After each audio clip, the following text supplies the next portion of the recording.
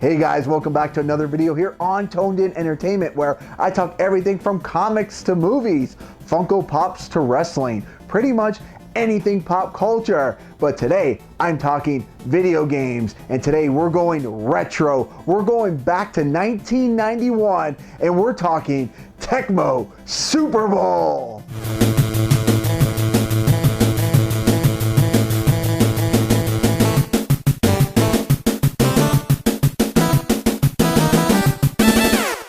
Oh yeah, the Nintendo Entertainment System. It was actually the first console I was able to call my own, and some consider it to have some of the best games ever made on it. Now, the first football game I ever owned was John Elway's Quarterback. The game had no player names or real teams, but hey, it was football, and it was a game that my dad and I would play from time to time. Then we found a football game that when you say NES and you say football, it's the game that many people will mention without even taking a moment to think about it, and that's Tecmo Super Bowl. The game has all 28 NFL teams and has players' real names. So there was no more using your imagination that when you were using Barry Sanders, it was him as you ran past all the defenders on the Jets. Well, for the most part, you didn't have to use your imagination. There were still a couple players that weren't part of the NFLPA, and they couldn't use their names in the game. Now, who could forget QB Eagles, who was Randall Cunningham? He could carve up the defense with both his arms and his legs. Okay, now it's time for a little Tecmo Bowl trivia. Who was the last player on this game to retire from the NFL? The answer coming up in a bit. Now, when you talk with someone who has played Tecmo Bowl, they certainly have a story to tell about some player they either love to use or a player that was an absolute nightmare to play against. It could be using the bruising running back duo of Barry Ward and Christian Okoye from the Chiefs. What about using Lawrence Taylor to destroy your opponent's quarterback? The high-flying passing attack of the Houston Oilers, led by Warren Moon. And here's a guy who was a nightmare if he was on the computer side and was in excellent condition, and that was Bob Nelson, the tackle of the Green Bay Packers. Remember the Buffalo Bills in this game? Their defense was solid, led by Bruce Smith. And their offense was so balanced with the running game of Thurman Thomas and the passing attack of QB Bills, aka Jim Kelly, to Andre Reed. And you can't forget one of the greatest offensive combinations of all time, Joe Montana connecting to Jerry Rice. Now, while all those guys that I mentioned above were great in their own way, there was still one guy that stood above the rest, and that was number 34, Bo Jackson.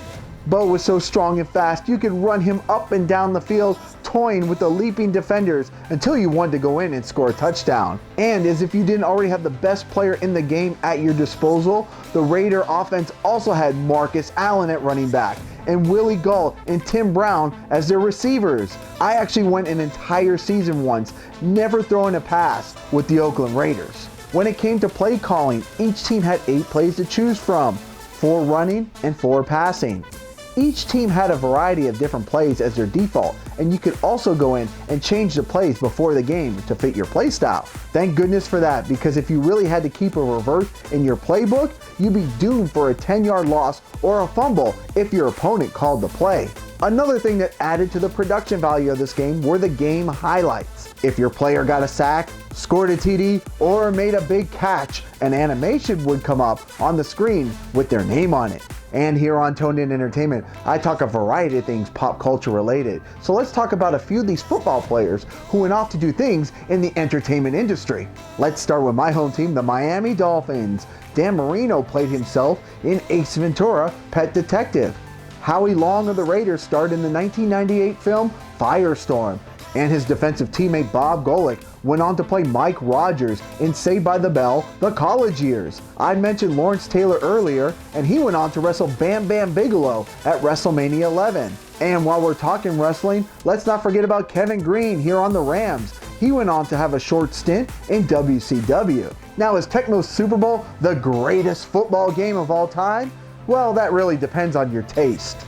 Sure, games like Madden are much more vast and complex, but it can't match the fun factor of running all over the field, scoring touchdown after touchdown with one of Tecmo's elite.